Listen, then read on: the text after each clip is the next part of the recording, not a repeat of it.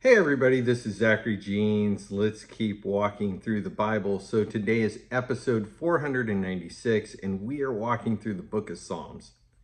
We are hearing David's heart, we're hearing the prophetic, we're seeing things through the point of view of someone born prior to the coming of Jesus Christ.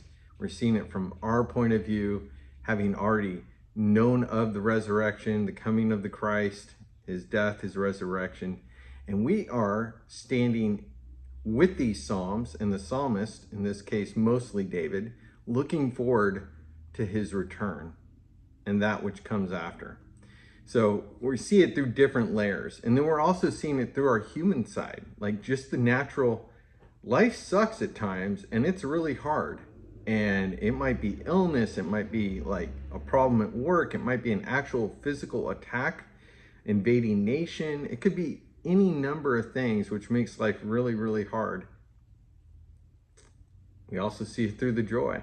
There's so many times where life doesn't suck. It's actually good. And David's thankful and rejoices and gives God credit. And yeah, there's just so much to Psalms, right?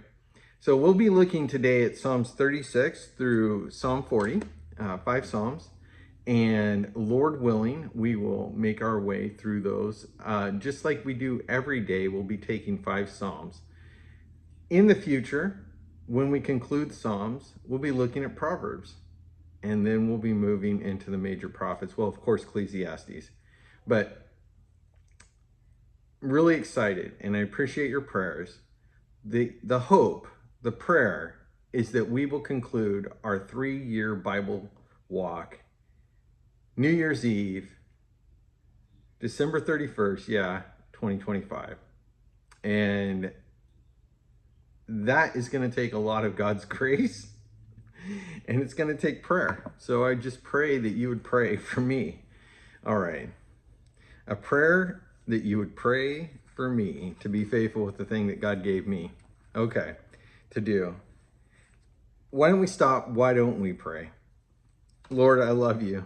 And I do pray for people to pray because I want their help and your help in being faithful with your word. And God, I don't want to just be a checker of boxes and a look what I did. But I do want to be faithful with this thing that you've given me. And I see a pathway. I see a path to walk. And I pray, God, that I can be faithful with that. And I pray for these that have made those kinds of commitments to get in your word on the daily, to go through your Psalms with me, and to go through Proverbs, and to keep on trucking all the way through the major prophets and the minor prophets, Lord. And I just pray that you'd bless them and just open up their eyes to who you are and who they are and what this is all about. And give them just miraculous insight into their life and their opportunities to serve, or when to step into stuff and when to step out. God, please give them discernment. And God, please bless them. Please bless them. Please protect them from the enemy. Please protect me from the enemy. Please protect my family from the enemy. And God, we love you. And we just lay our lives before you. It's in your name we pray, Jesus. Amen. Okay. Well, if you could, hit that little like or heart button or whatever it is down there. I do appreciate it if you would share. There is a new Keep Walking Through the Bible channel, and I will be sharing more of that as it becomes more solidified. It is up. It is at Keep Walking Through the Bible on YouTube, and you can find it there, youtube.com/ and then the @ symbol. That's how you find channels, and then Keep Walking Through the Bible. And go check it out. It's not complete, but it's going up. And there's going to be individual studies, and there'll be study guides for these various books that we've gone through, sermon collections, all kinds of opportunity to share that will be separate from I'll be the teacher, but it does open the door for other teachers to come and share on that platform and just to share out, keep walking through the Bible. Lord willing, we'll have some stickers and we'll have some t-shirts, and no, I'm not going to get rich on t-shirts and coffee mugs. But I almost think that's more for me than anything, that I want to have some Keep Walking merch for myself when I'm out and about, to encourage people to just keep walking with God, keep walking through the Bible, keep walking by faith, right? Keep walking with Jesus. So Lord willing, that'll come around as well. Next level would probably be keep walking coffee. Ooh, my own coffee. No, we aren't here to get filthy lucre, as Peter says in the King James off the Bible. But that said, I can't afford to give everybody stickers. So, there'll probably be some cost. Okay, let's open up Book of Psalms, Psalm 36. And as always, you probably do want to hit that pause button now and go listen or read Psalm 36 through 40, esv.org. Psalm 36 is titled by the ESV authors, How Precious is Your Steadfast Love? I think it's a fair title. It's somewhat generic, and but hey, it's a pretty hefty psalm, and those are the main themes.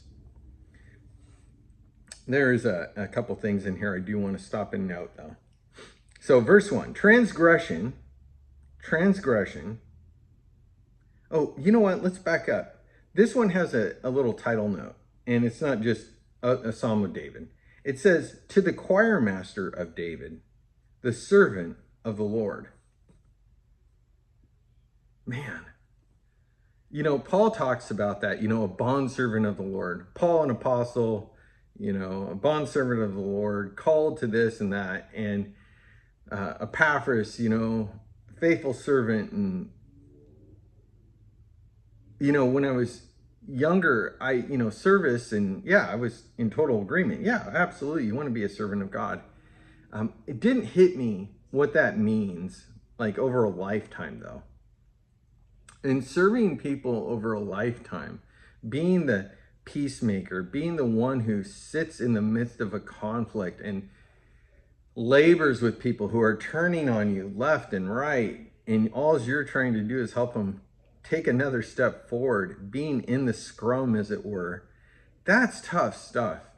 That is tough stuff. And to be a servant of the Lord, that is to be, as Jesus said, to take that towel at this big, Passover meal the night before he's going to die. And they don't know that, though. They're celebrating the Passover, and it's this incredible meal, and it's in a beautiful room, an upper room in Jerusalem, in the city. The city is full of celebration and reflection, and right before the fourth cup of wine, the celebratory sort of final reflective cup, Jesus takes off his robe and then wraps a towel around his waist, like a lowest of low servant, somebody who doesn't own their own life.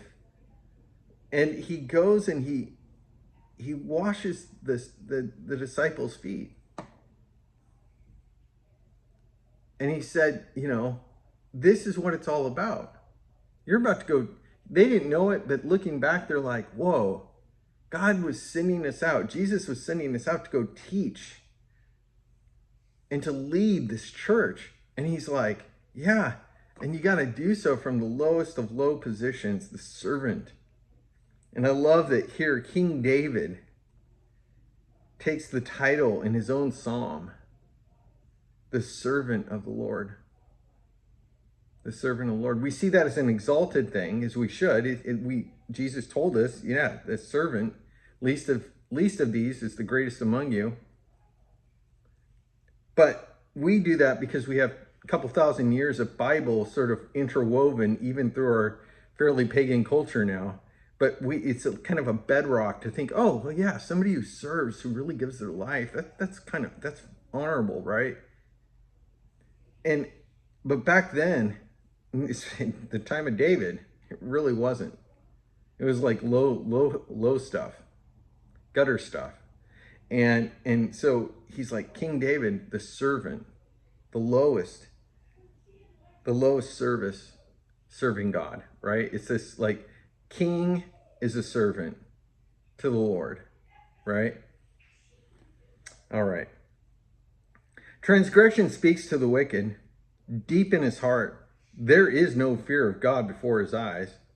For he flatters himself in his own eyes, that his iniquity cannot be found out and hated.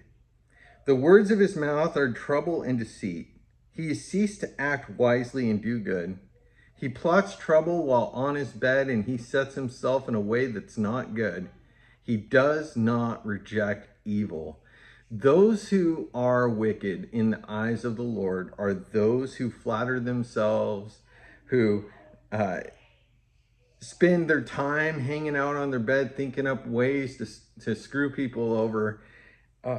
This is their life. And evil, they don't even think of it as evil. It's just like, hey, I won, right? It's the thief that says to themselves and to their friends, well, it's their fault. They should have been better at keeping their stuff. I just talked with somebody the other day who was telling me a story. They were down at the state fair. This is years ago, where they're from. And, they were in high school at the time, and they got pickpocketed. They had their wallet in their purse, in their bag, and it was in an outer pocket, and they got pickpocketed. And she told me another story of a time where it happened again. She was in high school, and she was in a really busy hallway, and everybody's kind of bumping around, making their way between classes. And the only reason she knew that her phone had been stolen is that all of a sudden her earbuds stopped working. Right? It's like not connected to your phone. She ended up getting her phone back from the people, and the school had wanted her to press charges. And she's like, man, that's just not who I am. I just hope that they figure out that this isn't a good idea. And I was listening to her tell that story, and I thought to myself, I'm like, yeah, when do you ask for justice and press charges, and when do you offer grace and mercy? And that's always a tough decision. But she had decided, you know what, I'm not pressing charges. I just hope they figured it out. But like their point of view, the people who steal stuff, their point of view is just like the psalmist David is telling us. They think they don't reject evil. They plot trouble when they're in bed. They set themselves in the way that's not good. This is intentional, right? Like they think this is a good thing. From their point of view, they aren't doing wrong.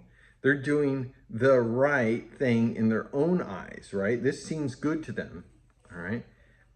But David says, your steadfast love, O Lord, extends to the heavens, your faithfulness to the clouds.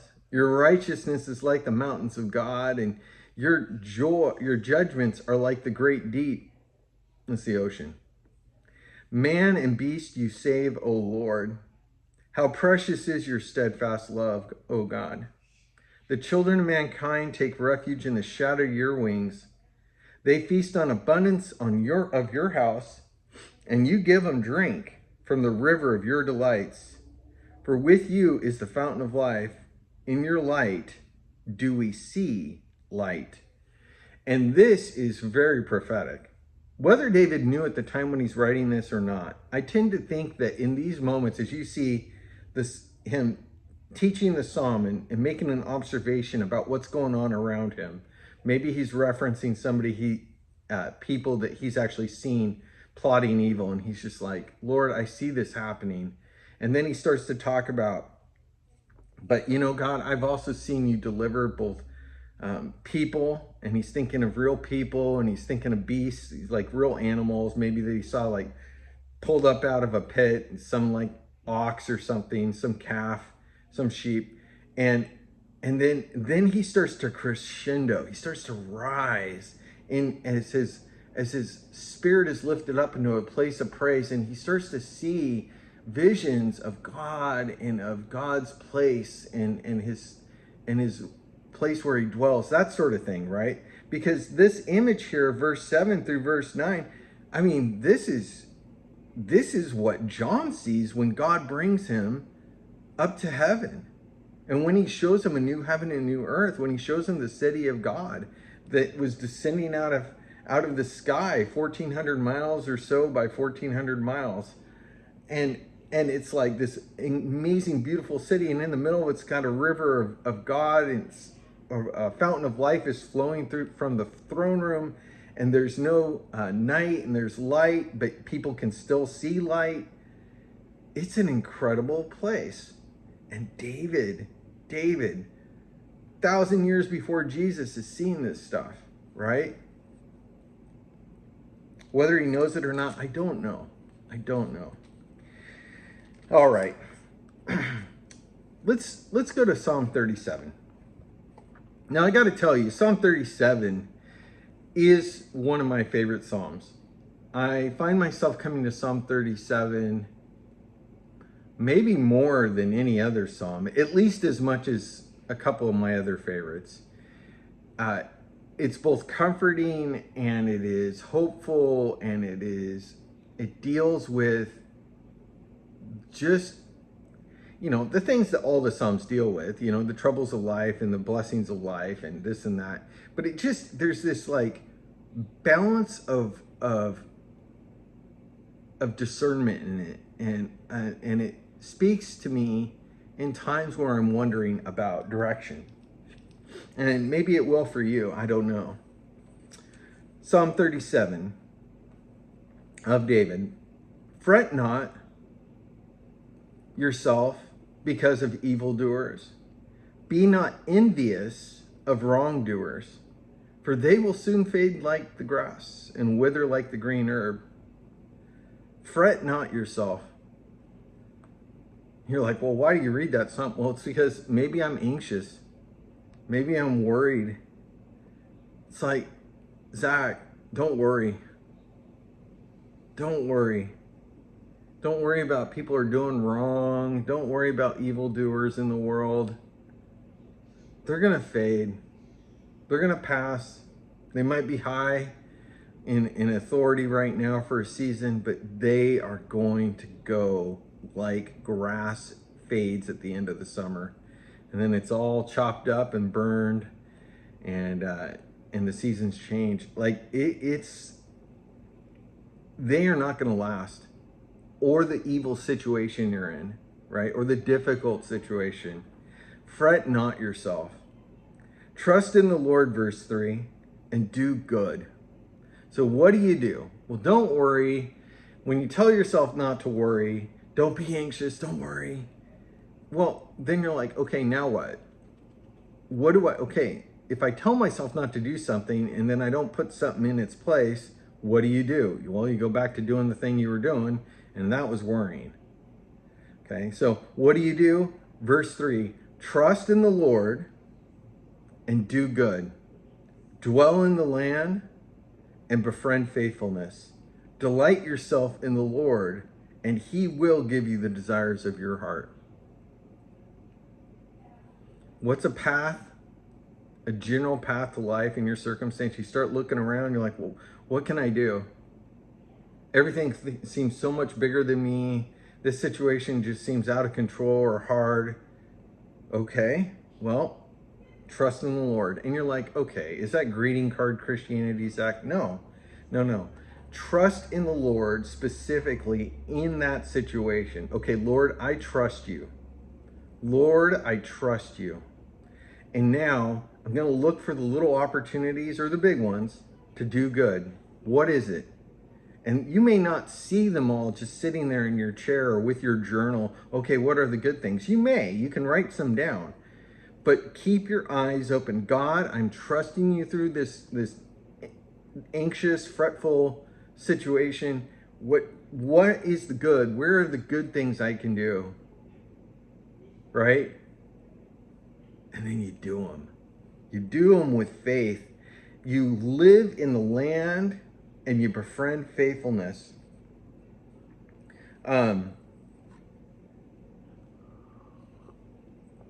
Be faithful with the small things. Be faithful. Be trustworthy. Not just to the Lord, to yourself and for others. Live in the land, right? Be faithful.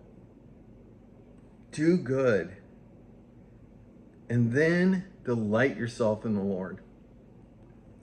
everything may be going to crap around you. Find your delight in God. Yep, that means turn off the radio, turn off the podcast. Don't turn off this podcast, right? Or you can, I don't know. Turn on the worship music. Maybe an old worship music or an old album that you used to listen to when you first got saved. You know, in the book of Revelation there, in the first church that Jesus tells John to write, it's the church of Ephesus. And he tells him to, he says, you know, you lost your first love. Go back and do the things you did at the beginning.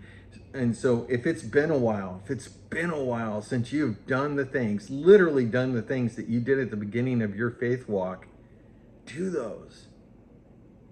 Go find those worship albums that meant so much to you in the beginning of your faith. Go listen to a couple sermons from some pastor you haven't listened to in 20 years or 3 years or 5 months or whatever it's been. And go listen and remember and get to that place where you're delighting in God. Delight in the Lord. And He will give you the desires of your heart. He will give you the desires of your heart. Oh, now I'm going to win the lottery. No, probably not. That's not what we're talking about. But I'll tell you what, it's not entirely true to make this super spiritual and just say, oh, well, God will change your heart and He'll give you new desires, and those desires will be for Him, and it'll be for, you know, serving the poor and all this. Well, yeah, God's going to change your heart, and He's going to give you the desires of His heart, of your heart, because it will be your heart to have His heart, right? But I don't think it's right to totally set this apart from the context that this psalm is written. And that is that there are anxious things. There are attacks on a person's life and their finances and their home and their place they live. And that God's saying here, look, and I'm going to give you the desires of your heart. I'm going to help you. I'm going to help you. I'm going to provide for you. Commit your way, verse 5. Commit your way to the Lord. Trust in Him, and He will act. He will bring forth your righteousness as the light and your justice as the new day. It will happen. God will act. Like the sun coming up tomorrow, like the middle of the noonday, it's happening. Trust in the Lord. He will do it. Not trust in the Lord and, oh, I don't know. We'll see. No. Trust in the Lord and He will act. Be still before the Lord. Wait patiently for Him. Fret not yourself over the one who prospers in his way, over the man who carries out evil devices. Stay back from anger and forsake wrath. Fret not yourself, it tends only to evil. For the evildoer shall be cut off, but those who wait for the Lord shall inherit the land. Patient waiting on God to act is not a hapless, hopeless hope. It is a sure and steadfast trust that God will bring about deliverance. He will bring about action. In His time, it will come, just like the sun coming up. And if you refrain from anger, if you have nothing to do with wrath, just every time it pops up in your heart, rebuke it. God, I don't want that. I don't want that in my life. I'm sorry. I give it to you. I give you this person. They're yours. I don't want it. I'll leave anger and wrath to you, Lord. You know what to do with that. I'm not going to worry myself because it tends only to evil. When we worry, we start fearing. And when we start fearing, we start thinking of how to protect ourselves. And then we start taking actions which we might not otherwise have taken, which have very negative consequences. Right? So when we worry, it tends only towards evil. It doesn't tend towards good. Worry only tends, drifts, leans toward evil. Isn't that interesting? So when you're worrying, worry itself isn't evil. But if you stay there in a place of worry, if you stay there and you rest in your worry and you don't delight yourself or trust in the Lord and wait patiently for him, you will find yourself drifting, leaning towards evil. In just a little while, the wicked will be no more. Though you look carefully at his place, he will not be there. But the meek shall inherit the land and delight themselves in abundant peace. What did Jesus say? Sounds an awful lot like that in the Sermon on the Mount, right? And the wicked plots against the righteous and gnashes his teeth at him. But the Lord laughs at the wicked, for he sees that his day is coming. Not only in the short term, but in the final term, when he returns. The wicked draw their sword and bend their bows to bring down the poor and the needy, to slay those whose way is upright. The sword shall enter their own heart, and their bows shall be broken. Better is the little that the righteous has than the abundance of many wicked. Better is the little bit, the little wealth, the little amount, the little bit of food, the little bit of clothing, the little bit of lifestyle that the righteous has than an abundance of all that stuff that the wicked have. For the arms of the wicked shall be broken, but the Lord upholds the righteous. In the end, God judges. And in the end, people get what they have invested in. They may rise to great heights with great wealth and great fame and great everything. And inside they are being chewed up and spit out by themselves and their enemies. And eventually they crash and burn. And ultimately, if they've truly been in rebellion against God, they will face him in that final judgment. The Lord knows the days of the blameless, and their heritage will remain forever. Forever. Everlasting. We will finish out this life, this earthly life, and we will lay down this temporary tent that we live in, right? And we will take on an everlasting building, a new body that will never die. It will never be corrupted. And we will forever grow and learn and serve in the presence of God, in the place that has light in light. Okay? That has a river of life and a fountain of life.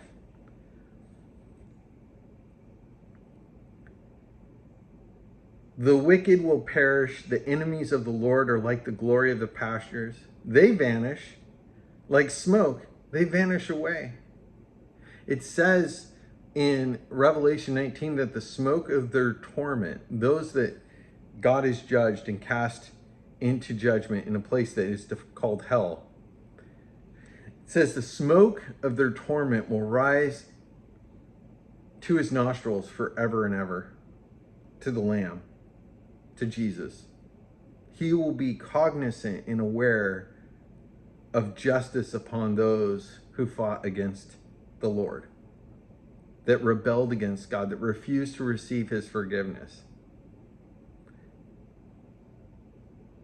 And here we have David writing, the wicked will perish. The enemies of the Lord are like the glory of the pasture, right? Beautiful, abundant, might be grain, might be flowers, might be crops. They look great for a season, but then they're harvested, and then all that dead plant material is thrown on fires, and it burns, and the plant material blows away the chaff and the smoke, and just wafts, and then it's gone. And in heaven, we have the smoke of their torment rises up before the Lord. Isn't that wild? It's wild. The steps of a man are established by the Lord when he delights in his way. Though he fall, that's the person who's delighting in the Lord, right? Whose steps are established in the Lord. Though he fall, so it's possible to trip up, it's possible to fall, even when you're following the Lord, he shall not be cast headlong, for the Lord upholds his hand. You may trip up, but God's gonna, if you are really walking with God, you aren't gonna break your head on the sidewalk and kill yourself with your sin. You may screw up. You may screw up even pretty seriously. But if you're walking with the Lord, it won't be like a, Mortal Kombat finish him move, right? Or for those that don't know what I'm referencing, that video game, it's not a death knell in your life. I've been young and now I am old, yet I have not seen the righteous forsaken or his children begging for bread. For he's ever lending generously, and his children become a blessing. And that generally is true. You might have I don't know. We used to drink 7-Up. Now we drink, LaCroix. That soda flavored water, with but whatever the cheapest soda water is, right? And Cracker Diet, cheap food out of, whatever discount grocery store there is. You may have only that lifestyle, okay? But you won't be on the street begging for food if you're walking with God. You're going to find ways to work, to put a little bit of food together, to find a place to live. You're going to be offered an opportunity to rent somewhere that is within your means, some way, somehow, and your kids aren't going to be on the street. But I tell you what, I drive around at night around the city and the metro area where I live, and I see people on the street, and occasionally kids, and people begging, waving signs. And we're not talking about people that are physically incapable of working, not always, some, but many. It's like you could go get a job right now at Amazon, but you won't. Or maybe you did and you burned that bridge, and you burned all these bridges, and now you're just like, yeah, I don't want to work. I just want to wave a sign. Turn away from evil, do good, so shall you dwell forever. For the Lord loves justice. He will not forsake his saints, his holy ones. They are preserved forever, set apart. But the children of the wicked shall be cut off. The righteous shall inherit the land and dwell upon it forever. The mouth of the righteous utters wisdom, and his tongue speaks justice. The law of his God is in his heart. His steps don't slip. Yeah, good footwear. Keep walking, right? We talked about keep walking through the Bible, and it's obviously the image of walking along a path or a road, and having the right foot gear for the path you're on is important, right? And in this case, you're shodding your feet with God's word in your heart, and speaking truth and justice, and having righteousness and wisdom, and having all that in your life, just kind of embodying you. That's the stuff you want to wear. That's the clothing and the footwear, right, for this walk with God. The wicked watches for the righteous, and he seeks to put him to death. The Lord will not abandon him to his power, or let him be condemned when he is brought to trial. Wait for the Lord and keep his way, and he will exalt you. He'll lift you to inherit the land. You will look on when the wicked are cut off. Eventually, God will bring all of that wickedness upon their own head. Be faithful through the trial and the process. I've seen a wicked, ruthless man spread himself like a green, luxurious tree. But he passed away, and behold, look, he's no more. Though I sought him, he couldn't be found. Mark the blameless, and behold the upright, for there is a future for the man of peace. But transgressors shall be altogether destroyed. The future of the wicked shall be cut off. The salvation of the righteous is from the Lord. He is their stronghold in the time of trouble. The Lord helps them and delivers them. He delivers them from the wicked and saves them because they take refuge in him. Psalm 37. Take refuge in God. Man, I love that psalm. All right. Now, I just have a couple things I want to note from the next three psalms. Psalm 38, there are two sections I want to look at. Psalm 38 is titled, Do Not Forsake Me, O Lord. A psalm of David for the memorial offering. And I want to look at verse 3 and 4 here. There is no soundness in my flesh because of your indignation. There is no health in my bones because of my sin. For my iniquities have gone over my head like a heavy burden. They are too heavy for me. My wounds stink and fester because of my foolishness. I am utterly bowed down and prostrate. All the day I go about mourning, for my sides are filled with burning, and there is no soundness in my flesh. I am feeble and crushed. I groan because of the tumult of my heart. I was just chatting with a really great guy. I had picked him up. He had a cane, and he was about my age, maybe my age, a little older, like 50. And he was a line cook for a restaurant at a hotel. And as we got to talking, real good conversation, he was just starting to share, because I had asked him about, his injury or why I needed a cane. And eventually the story goes is he reached a point here not too long ago, a couple years ago, where his liver shut down. He had cirrhosis of the liver. It's where your liver, because of, it can be a genetic thing, but in his case, it was alcoholism.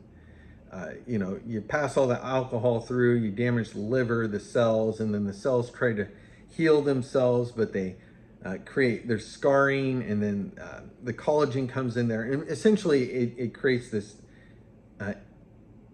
tough, fibrous flesh where the liver is supposed to, it's remaking itself. It's like maybe you think of it as like a callus in a way on your skin, but your liver becomes calloused, and not just on the outside, but like through. And what that does is it starts to squeeze out the various ducts and places where your body secretes stuff, or blood flows around, or where it's able to remove some of the bile and then the fluids and different stuff through your liver. And so then what happens is then that fluid then doesn't have anywhere to go, and so it builds up, right? So he's sharing all this with me and talking about how his alcoholism over the years has led his liver to be basically almost non-functional. And where his sides and his whole body hurts so bad from even the treatments, because they have to go in with what they call, he said, a non-invasive treatment, where they put, just a small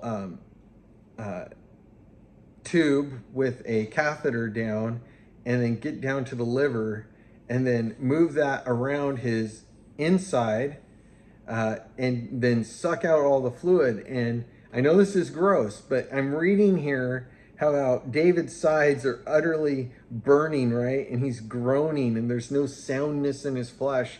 And the liver controls the the health of our skin is tied to our liver as well. Because our body doesn't process all the toxins, right? And also our mental health and our balance and all of that. You can hallucinate if your body's not processing all the toxins out through your liver and kidneys. and your balance can be thrown off and you can face plant. And he was actually sharing with me that he had face planted and he had hallucinated before because his body was not processing out those toxins. But anyway, he was telling me about how they're pulling fluid out through this non-invasive treatment, which he's like, it's pretty invasive. It just means they don't cut them open. And they pull the fluid out through a catheter and a line, and they filled up 8 to 10 liters. I think he said 10 liters of fluid. Now they're pulling out less now that he's doing better and he's completely stopped drinking. And at the end of our conversation, he was giving God glory, giving God credit, you know, God bless and bless you and this and that. And I was like, hey, God bless you. And he's like, oh yeah, you know, because I don't push my faith on people until, you know, they're ready to open up. And at the end, I could tell he was a believer. And so I was able to kind of say, man, my hope is that God, you know, I'm be praying that God heals you, you know, that sort of thing. He's like, man, thank you. And anyway, my point is there's no soundness in my flesh because of your indignation. There's no health in my bones because of my sin. Now, you know that I have no problem with people who drink. I drink on occasion too. Chronic alcoholism, drinking to the point of being drunk, where you're shoving all that alcohol through your body is just killing you if you're doing it all the time. And to be fair, no alcohol is probably the best way for your body to live. But my point is if you are shoving all that alcohol through your body, or any other drug, or any other substance, it could be a food substance, which is creating a fatty liver, right? And that also can create cirrhosis of the liver and then cause your body to start to shut down. You can hurt yourself with sins of not just alcoholism or drug use, but actually an addiction to food, the wrong sugars, too much sugar, too much saturated fats, right? That can also lead to this destruction of your insides, which I think now David may be referring to some other things, right? He may be referring to his remembering his sin with Bathsheba and Uriah and thinking of the loss of his first child there to her and just the heartbrokenness. Or he could be referring to just a life lived of celebration and too much drinking. I don't know. But I know that this passage here in Psalm 38 makes me think of being a good steward with our bodies, right? I love Tillamook. This is Tillamook for Tillamook cheese. And I love their medium cheddar. It's so expensive right now, I don't buy it. But man, I love cheese. I could eat cheese every day. Probably shouldn't. So I'm not just beating up on you if you know you're drinking. I have drinks. I have some whiskey over there. Tell you what, talking to him makes me want to drink a little less. So shout out to my friend Tessa, who's probably praying that I'll never drink again, and God bless her. She is an awesome sister in the Lord who is a dear friend who realized that she had an issue with alcohol, and she has completely shut it off and is sober and just a real strong light and advocate for just not putting that stuff in your body. So my door is open to everyone, okay? And even guys like the guy I had last night who had too much. So my conversation with him wasn't so much about his alcoholism, but what he's going to do with this, you know, in his daily now. How's he moving forward?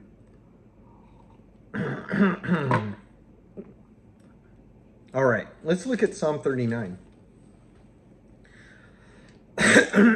Excuse me. Okay, let's look at verse 4. O Lord, make me know my end, and what is the measure of my days. Let me know how fleeting I am. Behold, you have made my days a few hand breadths, and my lifetime is as nothing before you. Surely all mankind stands as a mere breath, A man goes about as a shadow. Surely nothing they are in turmoil. Man heaps up wealth and does not know who will gather. This section, O Lord, make me know my end and what is the measure of my days, has been on my mind now. Maybe not that specific verse, but this concept has been on my mind for the last couple months. Really couple years, probably the duration of teaching the Bible here. I have been thinking and praying about direction in life. I know that there's kind of these seasons of life, these sections of life, and I could see kind of the highs and the lows and the waves and the moves of my life.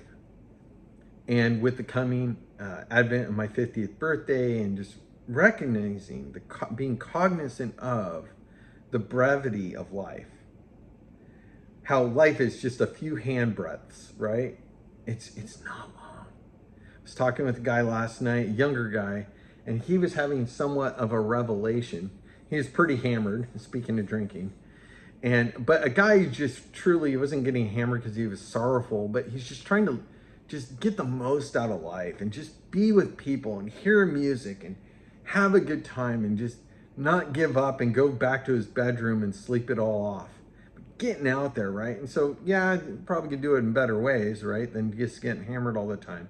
But his heart was like, I recognize that life is short. And I was like, yeah, life is short and it's long. It's long in one sense. We've all been there where it's just like, man, it's a long, boring day, you know? But then there's times when you just recognize the brevity of life. And I was talking to him about it, and he was realizing and telling me just how important it was to spend time and invest in people who love you and can be loved, and to wish them well, to be safe. And I thought, wow, this guy, he's taking steps forward. So at the end, I was able to drop him a, hey, God bless you, man, and this and that. And he just paused and he went, oh, because he was asking me, are you a lover? Are you a lover of people? And I was like, yeah, man, I am. You know, I'm waiting for that opportunity to share who Jesus is. And it wasn't coming. And then at the end, I didn't get to really share Jesus, but I was able to go, he was like struck because he could tell that I really do love people. And he just kept saying, man, you love people, don't you? I was like, yeah, man. And then at the end, he's like wondering why, how? Because I always wait till they ask. And then he's getting out and he says his thing. And then I tell him, I'm like, God bless you, man. God bless. And it wasn't like a God bless and blah, blah, blah, goodbye. It was like a blessing, God bless. God bless you. And he was like, oh, yeah, I get it. But this passage here, I've been thinking a lot about this concept that my life, this earthly life, is very short. And I'm entering a section of life. Now, I don't know. Maybe I'll have health issues. You know, we can be strong one day and we go down another.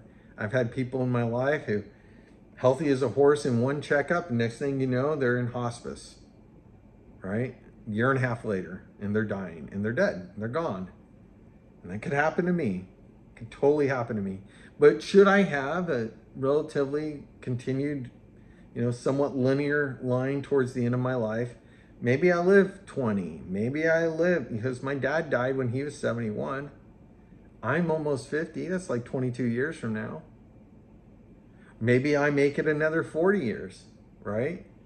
Maybe I make it 40 years, and maybe I'm 90. Maybe I make it as long as my grandpa Waldy, who lived till he was like 99. But even then, even if I were to live to 99 or 100, right? I'm 49 now, almost 50. That would be the halfway mark here, or less than, should I live less than that.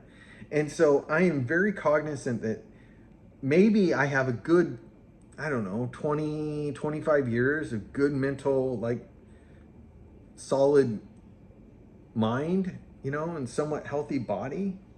But I know that when I hit my 70s, somewhere in my mid 70s, it's going to start to decline. It all does for all of us. right? 70s, 80s. So the bulk of my strength, the bulk of the strength of my life is really over the next 20-ish years. And so I've thought a lot about this. And so doing what I'm doing now, teaching, sharing God's word, helping people that don't know God, and people who know God, walk with him and know him better. That's what my life is about. I could have taken the path of going back to marketing, gone back into software, tech, business analyst, that world. It was fun. I loved doing it. It was great. I could have gone back into some sort of trucking or dump truck driving or something blue collar. I've done that stuff in the past. It's just not what I want to do with the rest of whatever I've got. So what am I doing? Well, for the short term and the medium term, I'm driving people around town and praying and ministering to people, whether they know it or not. Like the two guys I told you about today. Whether they know it or not, I am praying into lives, into ways in which pastors and family members who are believers, who know these people, don't have that insight into their lives, and I get to have that insight. I get to see and pray into places in Portland, in the metro area, that most Christians just don't have any access to. God has given that to me, and it pays my bills. And then I also get to teach the Bible. Here, keep walking through the Bible. Now, Lord willing, I want to do more of this and more like one-on-one life coaching, and I'm working on that life coaching stuff. So this is my thinking on my little window of life that I have left.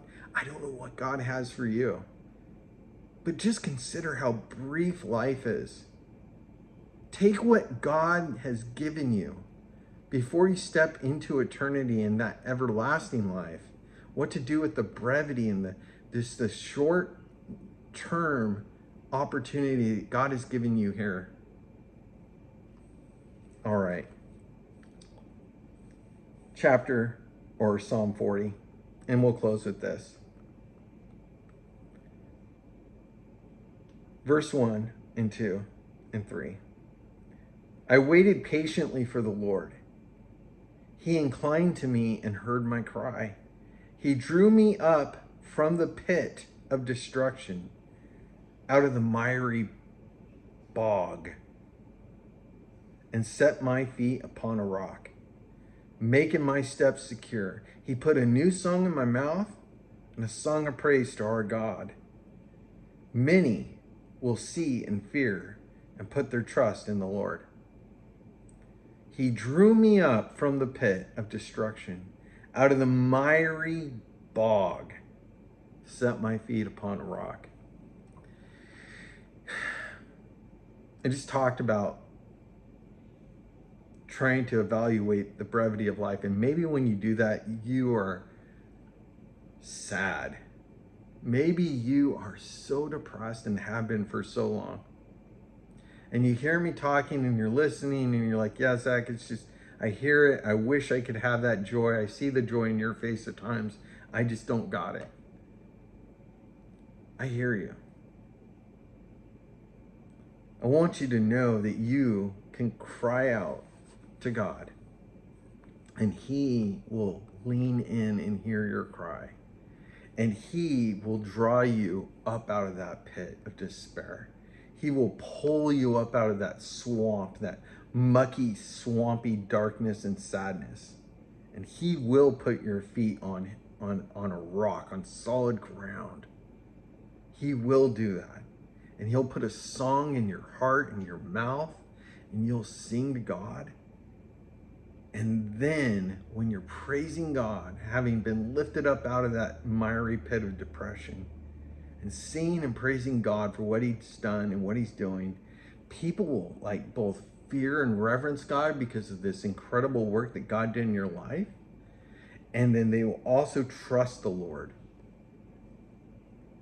Your life in its depression has purpose. Your life in your miry bog of brokenness or illness has purpose.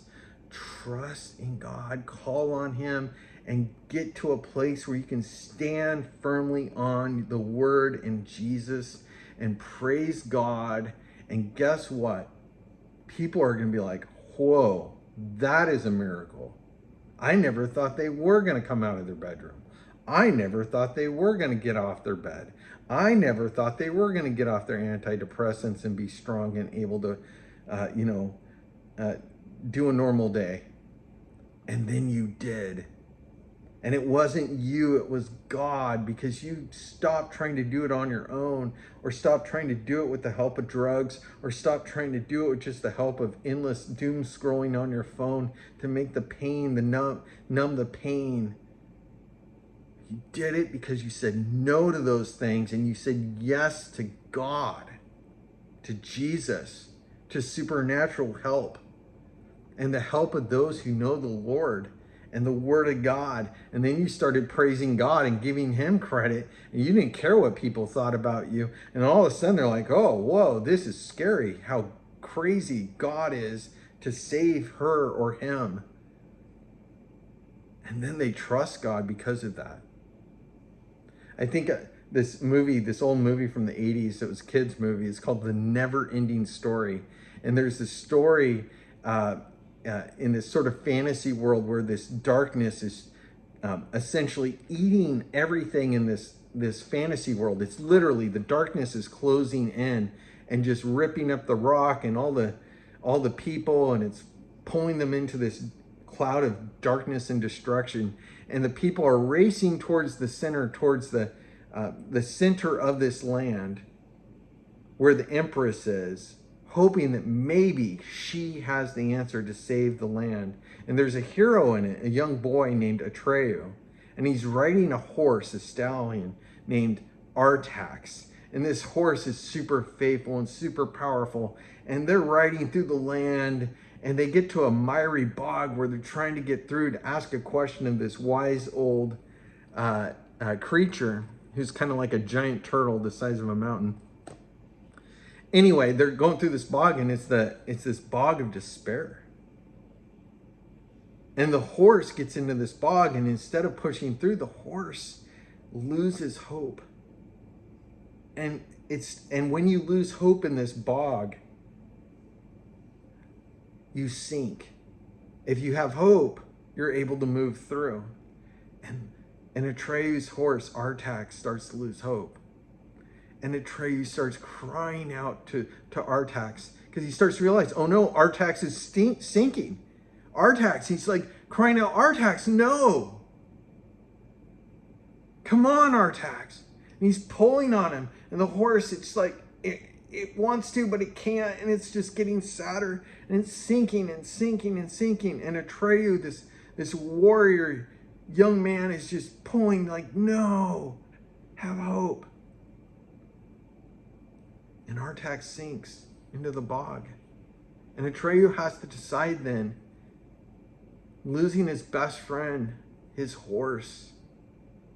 And he still has this quest and this journey to save the land from the darkness. Is he going to keep going? Or is he going to sink into that bog? Keep going. Keep going.